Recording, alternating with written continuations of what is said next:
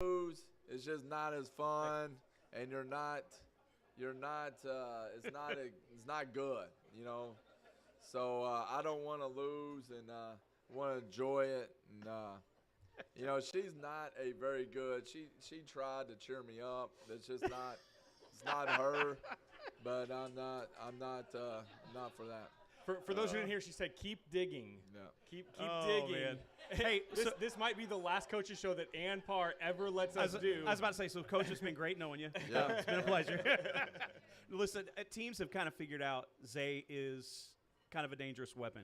Yeah. And he's not getting his hands on the ball very much. And so you kind of alluded to him maybe getting in some other places and actually extending that rotation. Right.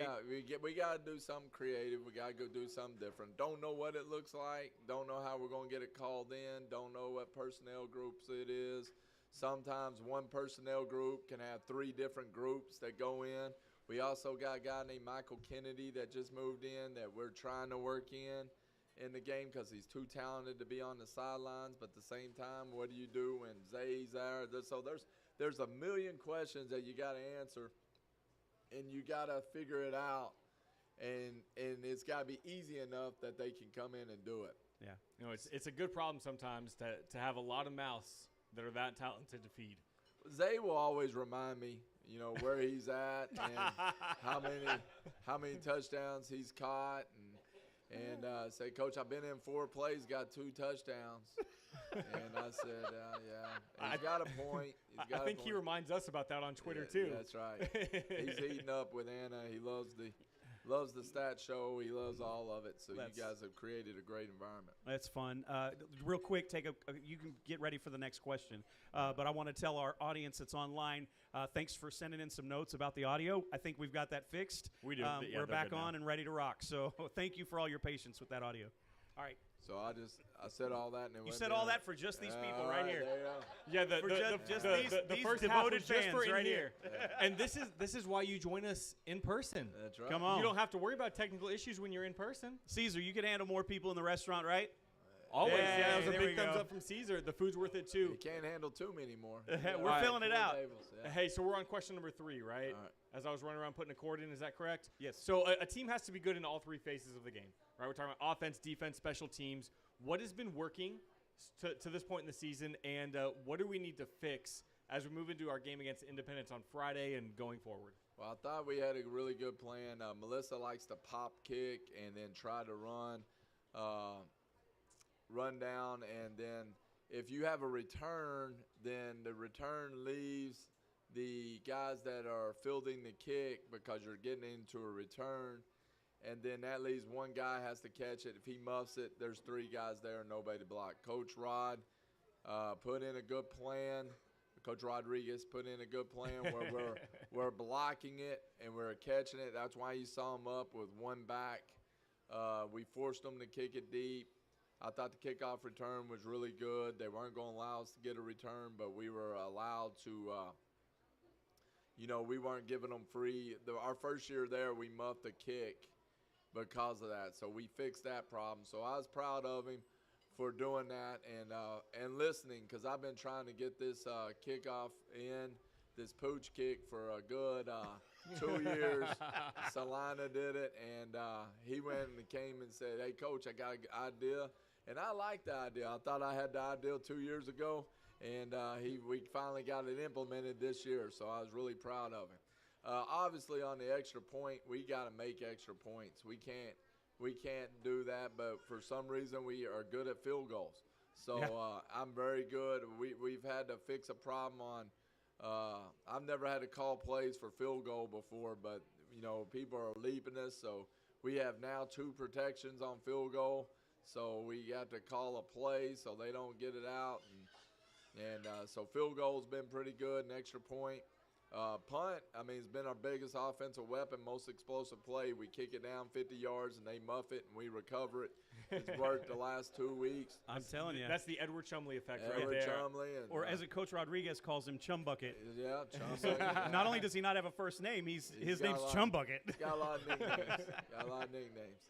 So does his dad. We just can't announce them all. This So- this podcast is for family consumption. But Zai made a great catch on the high snap. We've been all over the place with our snaps, and that's just replacing. And then once we've had people hurt, so getting that in, we did a really good job on special teams. What we got to really clean up besides communication and stuff like that is the turnovers. Zai sent me a text, said, that's on me, Coach. I'm sorry. My bad. I'll fix it. And I thought that was pretty mature. It wasn't. I didn't ever put anything on him. But, we got to know when that screen wasn't there. I was searching for a play. That's one we've ran that we've gotten past. It was a 50-50. If we see the D-line not go after the quarterback, we got to burn that in the ground instead of try to put it over somebody. So we got to learn that. We can't miss a snap. A snap that goes through our hands you can't do that, and he knows that, and that comes to practice. We got to take when we're doing that very seriously.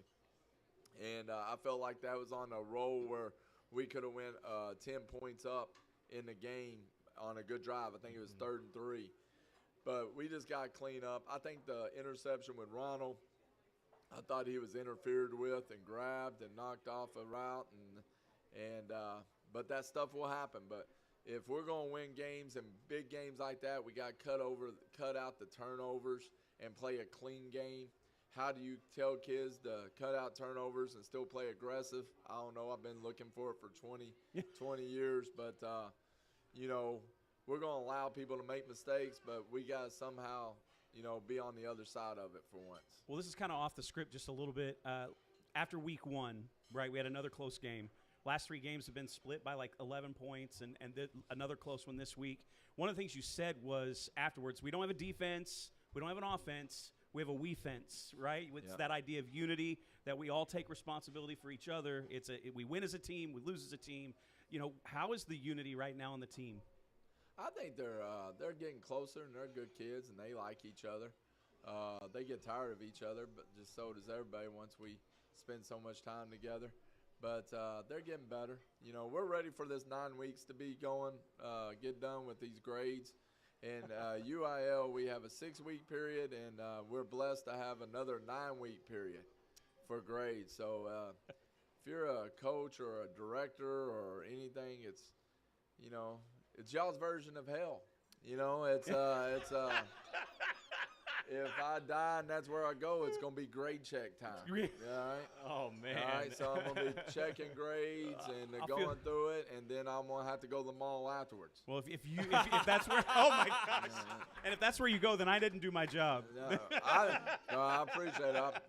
I'm not going there, but if I did, that's where I can imagine it would be. That's what it would be like. I kind of share that vision a little bit, especially the mall part. Target. Oh, Even though I do love Target. I love going. 2 words, Coach. Hobby Lobby. Oh, yeah, terrible one. right? Yeah, it's like the Melissa Stadium. No fun zone. No fun zone. No fun zone word right association now. Can't touch anything. Well, hey, you know what? Before this train gets too much further off the tracks, Coach Really? Parr and Ann gets more and more mad at us. Coach Parr, thank you for joining us tonight. We appreciate your time. I know you got a busy week with homecoming week and the game coming up, so thanks for taking a couple of minutes. All right, Thank you, bring your horns and be ready to go, and let's have a victory dance on Saturday. Let's do it. Go Coyotes.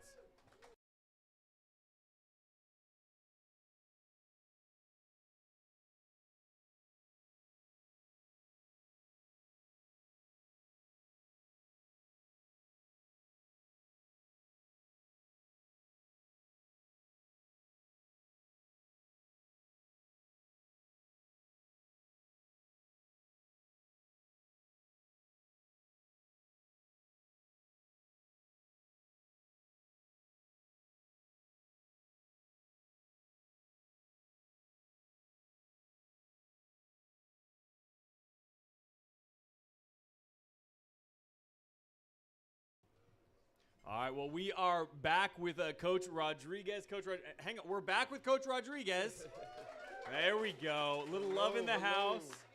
Hey, Coach Rod, thank you for joining us. Let's kind of get right into it. Yes, sir. Coach Parr, talked about it a little bit. No, yeah, he covered So- a lot. So Yeah. let's talk about this. Extra points have been a little bit of a struggle at times so far this season. What do you see? Is it a mechanics thing? Is it a blocking scheme thing? Snaps? Talk to us about that. No, it's a little bit of fundamentally Rowan is tilting the ball a little bit too far sideways, which is causing the ball to swerve a little bit left, and then Dez just has to be a little bit more confident as he's going through his approach. A lot of times what happens is he gets spooked. So on the one he missed, as he's going to his approach, the right side of the field goal, the extra point unit, had some guys kind of just leak through and kind of spooked him, which kind of caused him to panic and swing his leg across, and that was another reason on why the ball sailed to the left. So, we really focused on it on practice this week of just making sure, hey, just as you go through on your approach, just, hey, follow through all the way. You can't get spooked. And Rowan just being able to not tilt the ball as much really helped a lot. So hopefully we carry that on Friday night. So. How do you fix that? With Rowan, just being able to have his eyes down when he's holding the snap, and just making sure that the ball is not as tilted as much. Yeah, I got that one. And- But the spooked part, like that's Yeah, the part. it's Like, how just do you? it's just Dez, it's his first year kicking as a sophomore, and I'm hoping it's just more of a confidence thing, and as he continues to get better and progress, that's one of the things that we're going to try to get better at. We'll offer our services. If you want us next practice, we'll come and just throw stuff at him when he tries to kick. Yeah, we'll take you guys. Yeah, Oh. yeah. Well, hey, so let's kind of transition a little bit. So we had some struggles in the kicking game, and we also had a couple of drops at wide receiver this week. Did you feel like they were contested drops? Was it a case of kind of like you just said with Dez, hearing some footsteps, being spooked? Talk us through a little bit of that.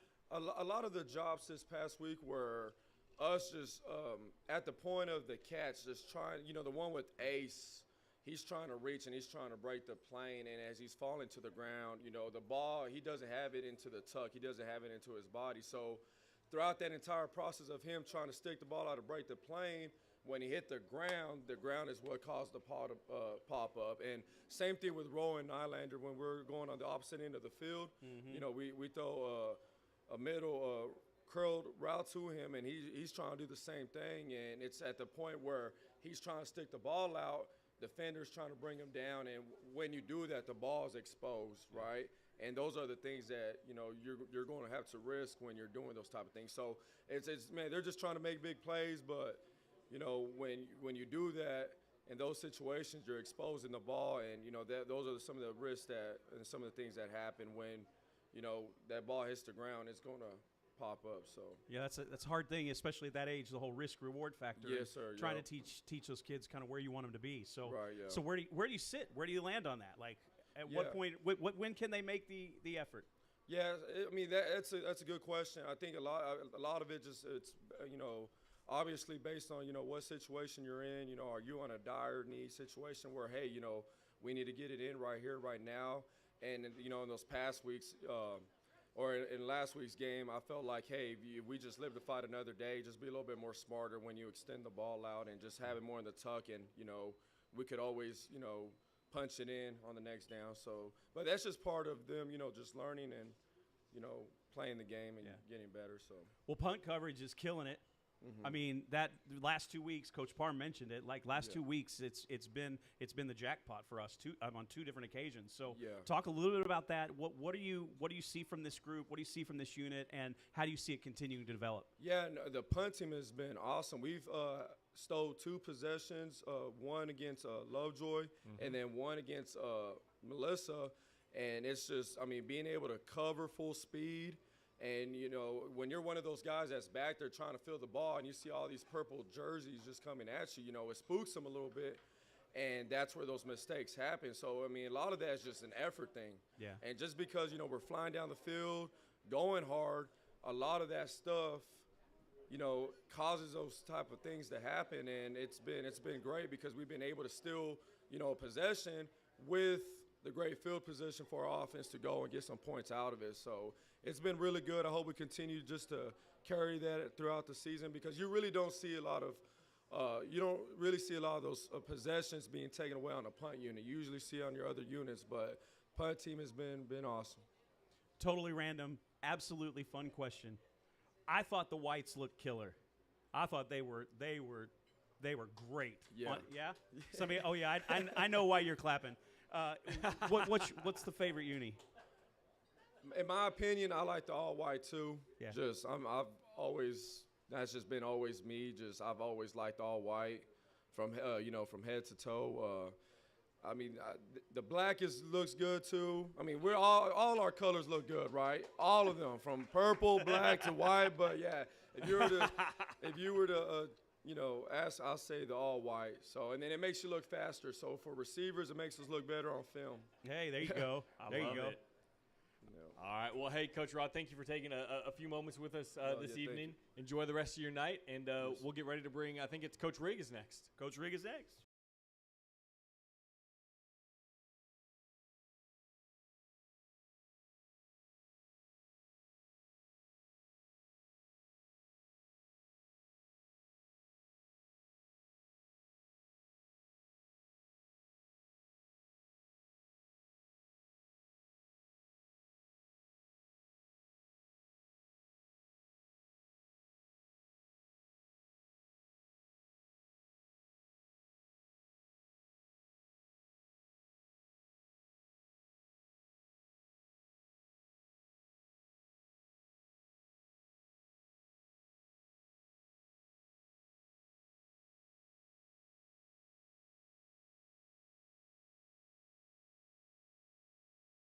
All right, we welcome you guys back. We are here with Coach Rigg. Coach Rigg is with us. Coach Rigg is with us. There we go. There we go. Like you said, coming up here, offense puts up 18 points, and nobody wants to cheer for it. It's rough, bro. It's a tough crowd. It's a good. rough town. Wouldn't want anything else different. No, we are. Look, here's the reality. We're a town that's used to watching our team put up lots of points, and defensively, Melissa had to have done something that allowed them maybe to get pressure on Zai. I think that might have been a lot. I felt like Zai was scrambling unintentionally quite a bit. So what exactly did they do in that regard? Because and maybe was this the best we've seen yet? Yeah, so they kind of had some unorthodox things that they hadn't shown before. A lot of their defensive line stuff previously had been they're going to control gaps, they're going to fit gaps a certain way, and be really gap sound. So we were ready for that. We were kind of prepared for that. But they did a lot of bringing in kind of lighter defensive linemen who were more athletic, who could move a little more, which we'd widened out our splits to kind of combat what they were going to do. And it gave us some issues up front. They had we were talking about our offensive line, trying to figure out what's going on, and our offensive line had not all practiced together since the first week of the season. So, I mean, we had Jesse out for the bye week and then last week, and then he really didn't practice very much the week before. We'd had guys battling illness or concussion or whatever it was, had a lot of them out. So we're still kind of trying to hit our stride on that sort of front, figure it out, and get them all meshing together, which I think today we took a really big step forward. We got a lot of things fixed that we've been working on since Friday, things that we knew were issues, but guys may have been out, may have been sick, may have not practiced, and things that you just didn't get to or get fixed in time for a team like Melissa. And if you're not clicking on all cylinders when you play a team like that, they're number 3 in the state for a reason. They do a great job on making you earn things. They keep you play deep in coverage, make somebody miss, and they tackle really well. So they did a really good job against us. We, in hindsight's 2020, there's some things that going back we probably should have done here or there, but once the game's over, it really doesn't matter unless you see them again. Well, so sitting on this side of the game, then what are some of those things? Yeah, so like I said, we put a lot on our guards to kind of protect and kind of work. We worked more fan protection than we did slide protections, and that puts a lot of pressure on them. And them going lighter on the defensive line, they were able to stunt like 1-2 gaps, things that usually aren't really sound in a run game, but we we were doing a lot of drop back and stuff. So when they could get us in a third and long, a third and medium, and they knew we were going to throw, then those sort of bring pressure because we become one dimensional. And that's what you try to avoid on offense, what they try to get on defense. And, Well, it's tough. Well, let's look forward a little bit, right? We've spent a lot of time this last week looking back. We've got Frisco Independent coming up for homecoming, right? So Independence is going to come in. These guys have given up 276 yards per game with kind of an average of 22 points. These numbers are smaller kind of compared to where we have been as a team, at least. So how are we going to succeed against this team? What do you see being effective as we look forward? Yeah, we really talked on the offensive line specifically, kind of getting back to basics. We talked about what has made us good up to this point. It's been being physical, firing off the ball, not thinking too much, playing fast, and just going. Being big, being physical, and being big people movers. And that's what we need to really get back to, because you could tell on Friday we were doing a lot of thinking. We're trying to click together, figure out, is this guy going to pick up this blitz or whatever. And I think we really focused on that Monday, Tuesday, and then in Wednesday you could really see a step to where we're back to playing faster. We're not thinking about as much, and we're just able to go. And that's a big thing for the big guys. They're big human beings. Most of our O-line's over 300 pounds. They don't move as well as a lot of people. So when you're thinking and not sure where you're going, it slows you down a lot. Yeah. Now, when we know exactly where we're going, it's 300 pounds moving, and it's an issue for a lot of people. Yeah, that would be a big issue. Well, overall, look, I think we're looking at a homecoming game. What is it going to take, like, specifically related to, like, Zai? Yeah. Right, Zai spent a lot of time running. Yep. Right, he spent a lot of time, trying to make something happen. Yep. And when your quarterback's forced to make stuff happen, sometimes bad stuff happens. Oh, yeah. And so, what do you think? At least looking forward, how do you think we're going to see a correction in that regard? Yeah, there were things that we tried to, like Coach Parr said, tried to win a game in one play, which you can't do. Taking things that the defense has given us. If they're going to play back, we got to take the things underneath, march the ball, and drive the ball because we can. We're disciplined enough to do it, and just taking what the defense gives us. Well, that was that last drive. Yes. They were not able to stop you. 10, 12, 13 yards each chunk. And that last drive, we finally got our protection fixed, got some of our downfield passing to where our guys were just going, just beating people they weren't thinking, and just got the ball in their hands and went. And that, a little too late. Should have gone up by 2 scores early in the game, but that was good to see. It was good to see on the last drive, just too little, too late. Well, I think that's part of something that you talk about, and as a coach staff, you guys all talk about is finishing those drives. Yeah. Right? You always want to get points, and you mentioned in our week 1 coaches show, you want to get points on every drive, but it's also kind of a punch to the gut when you have to end a drive with a field goal instead of a touchdown. Yeah. Right, and so we had a couple of those where we're in the red zone and we end it short, and so that's some of what you're talking about. So we've got a fan question that came in. I'm going to ask it to you, Coach Rigg. So they said clearly the team knows how to win, right? This team is full of champions. They know how to win. So how are you guys as coaches helping to coach them through the losses to keep their mind and their sights on the goal at hand and to keep their spirits up? Yeah, big thing we have talked to them about, they've won a lot of games. A lot of our kids that are playing have won, 15 games last year. We have a lot of stars, especially on the offensive side of the ball, that are back. Kids that have done it. And we reminded them, Coach Parr reminded them today even, that when we lost to Salina last year, there was a pretty good chance. We didn't play particularly well in the Decatur game. It could have gone the other way. The All Saints game, we kind of break away late, but it was a tight game. And then the Salina game, we could have easily been in the same situation last year at 1-3. But we finished games. We were good in a situation here and there. We were able to exploit something, and we won those games. But very well last year, we won 15 games that we could have been 1-3 to start the season. That's just, simply a fact, how things came out. And ball bounced the right way for us this year. It didn't, and that's going to happen. But the kids, I think, are in good spirits. They understand. Losing to your cross basically crosstown rival. Sure. Is always tough, but they understand how close it is, and they really, I think, as they matured from last year to this year, understand the importance of those situations. If they don't, I mean, those 3 games we lost on the last drive. It's Right. Wow. You gotta. Those situations are extremely important. So we kind of tweaked how we're doing 2-minute this week. We put a big emphasis on that. That's been so important going through this early part of the season, and just if we can, we score on 2 minutes, we win. We're 4-0. So it's a different game. So there's a quote this week, and I can't remember where it came from, but it was Solomon May. Yeah, Solomon. Solomon That's Mays. That's right. It said we're maybe the best 1-3 team in the state. Yeah. It feels a little bit like a backhanded compliment. Yeah, it's never a good thing. But so I think Yeah. his exact quote was, "This is the best 1-3 team that money could buy." Yeah. So what are you? I mean, Man. yeah.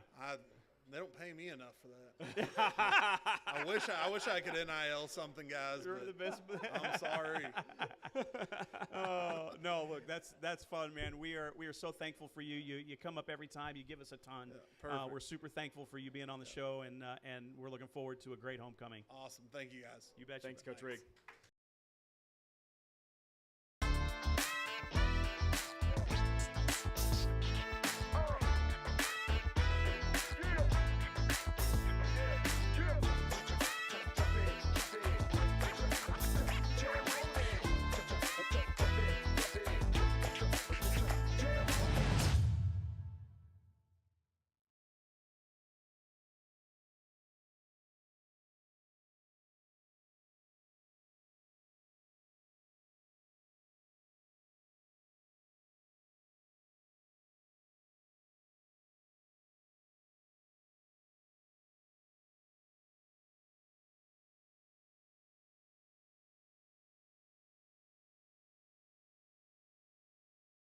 All right, guys, we're back. You joined us on the feed before we unmuted, but we are here with Coach Severe. We're going to talk a little bit of defense, and I'm just going to start with it. Look, of all the things we can look at last week, I think one thing we can all walk away and say is defense took a step forward.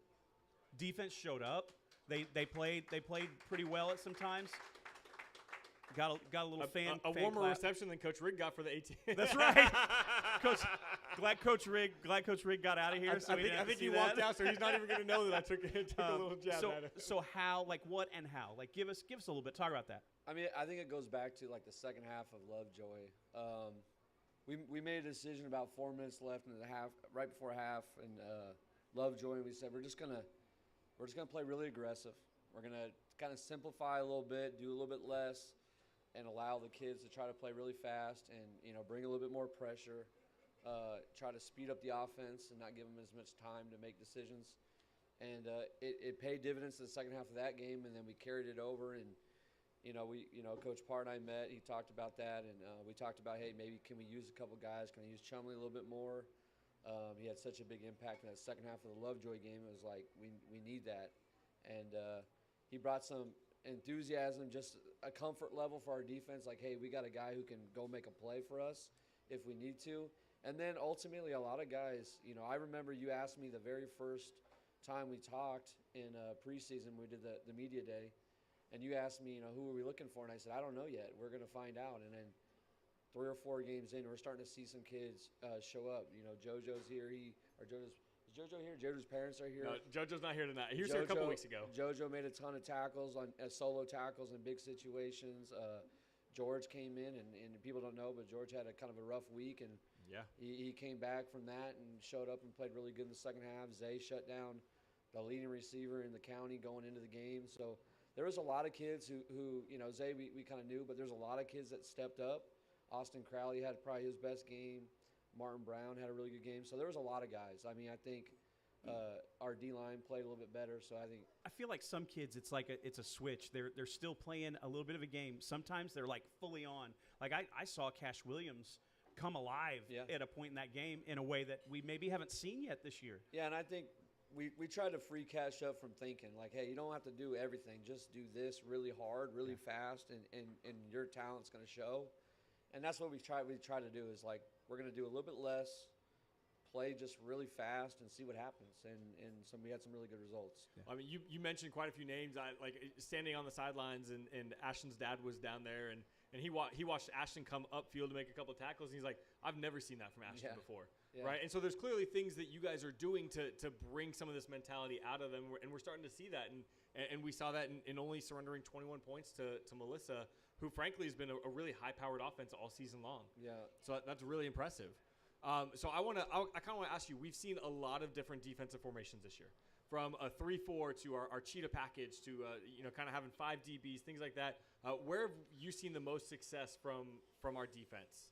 I mean, I think we've had our most success probably in the 3-4, but really we've been really good the last couple weeks situationally. So sometimes the situation is, if we can win first down and stop the run on first down and really sell out to it, and then get to a second long, third long, we can bring the cheetah package in, we can get after the quarterback. So I would say, like, we've gotten better this last game at winning first downs. And so when we win first downs, then we can do more things and we can bring more people in. Against Lovejoy, we tried to play a little bit more 5 DBs because of their talent passing the ball and McCutcheon's talent. So we tried that, and they chose to just run the ball. So we said, well, we might as well just load the box and make them throw it, and had some success with that. So I think you'll see a little bit of everything, but ultimately, as Coach Parr talked about, we were a little bit more situational. We brought different packages in, and so we're going to be doing that again and doing that and letting those packages grow as the season goes on, and try to, I always say it's there's a lot of tools in a tool belt, and you can't use a screwdriver for everything. You can't use a hammer for everything. You got to have some different tools, and so we got to get better at using those tools. But as we get better in those packages, we'll have a more complete set of tools to get jobs done. So in the cheetah, for instance, like who's thriving in that role as a cheetah? Like who's the one that's kind of stepping up like this? They're just having too much fun with it, and it shows. I mean, I feel like it's a broken record, but just having Chumley, he's like a chess piece you can move. A queen. I don't want to call him a queen, but he's like a piece you can move in a lot of different places. So like 2 weeks ago, we had him at defensive end, rushing the passer. Well, this week we put him at linebacker, and we said, okay, you're going to spy the quarterback, and when it opens up, basically go be a running back, go hit the hole and find the quarterback. And there was one play where we got a good edge pressure, and the quarterback started to shuffle up, and as soon as he started to shuffle up, there was just a little sliver, and Chumley said, and there it was. He just went in there and like lightning went in there and just shut that thing down quick, and the quarterback had no chance to escape. So, I mean, Chumley's having a lot of fun with it. We moved Gentry around a lot to different spots to kind of match the best receiver. We had Zai out there this week. We had Ashton, who made some really good plays out there this week. So there are really a lot of guys. I mean, I don't know. There's Cash did some good things. JoJo made a big screen tackle on third down that they had us on screen. It was 4 linemen and JoJo, and we've practiced that. You got the back. You got to go through it. I call it escape from Alcatraz. There's a whole lot of things going on there you got to get through, and he made his way through there, made the screen tackle. So there's a lot of guys that were stepping up, but I mean, led by Chumley, probably made the most plays. So I'm going to ask a question real quick to the audience. James, how much are you spending on Pedialyte every single week for Edward now? Are you buying enough for him? Do we need to put some pressure on? Do you need to GoFundMe? do we need to do a Pedialyte fund me for Chumley and all our other Iron Men? Well, look, there are so many guys contributing, right? And it's fun to talk about those guys that are the Swiss Army knife. That we've talked about Ace like that, and he's not just a wide receiver. You talk about all these guys. We give a shout out and a tip of the hat to our linemen who are working hard. But as we look forward to Independence, they have 2 guys that have combined for over 350 rushing yards. It's kind of another QB running back combo. Like we've seen a lot of that. Like where both of them are dynamic athletes and dynamic rushers. So what's the plan to kind of keep this from happening against the Coyotes? Real quick, not combined. They separately, they each have 350. Each 350. So they've combined for over 700 yards together. Yeah, the big thing is understanding, there's some things they do where we know based on how they line up, what we might see. So we're doing some things with that. We're doing some things with our pressures. We had some really good plays on pressures last week where we kind of bait and switched them a little bit. And I think there's one time they almost fumbled the handoff exchange because we had been doing one thing and we kind of switched it up and got them into a negative play. So we'll do some of those things, but ultimately it's about playing really hard, playing fast, tackling. I mean, it's really generic, but ultimately if we keep getting better doing that, I feel like we'll be in good shape. Last week we got a lot better doing that, and then I think we got to just keep doing it and just keep playing with confidence. I think we got some confidence as the game went on last week, and if we can build on that and continue to play confidently, I think we'll be okay. Well, I appreciate that, Coach. You know, it's like we've kind of heard and we've talked about it. A lot of these games are just one more play away. Yeah, we're 4 or 5 plays across the entire season away from being 4-0 and kind of sitting atop the district. And so, by no means is this season buried. I think you guys are doing an incredible job keeping the team focused and moving forward and marching towards that goal. Because the fact of the matter is, we go and take care of what we need to do every single week. We're looking at late November, early December football for this team. I think that's easily in the cards. and I think I speak more for defense, but I think for our whole team is the exciting thing is there's like so much growth potential. Yeah, there's so much. You've seen it each week how much better I feel like we've gotten so much better each week in certain areas, and defensively and just different phases that you see it in individual players. And I think there's so much growth potential for our guys that you get excited because we're really close, but you also know that we're not there yet, which is good for the kids to know. But we have a chance to be really good in the end, and it's just about continuing to get better one day at a time. And if we can do that, I think we have a really good shot of having some fun in the postseason. Well, I can't wait for Friday, Coach. I think Independence is going to shape up to be another opportunity. I gotta believe these kids are hungry to get on the field. Absolutely. I think they're ready to try to put something on the win column here pretty quick. So we're thankful that you joined us, and we're going to be looking forward to the game this Friday. This is going to bring us to another close of the Den with Coach Seth Parr. Thank you to all the coaches. Thank you to all the fans, to all you guys who join us. Thanks again to Caesar, his great crew here at Nanda's Tex-Mex. We really appreciate you guys. You notice the fans cheered the most for themselves? That's right. Yeah, they cheer.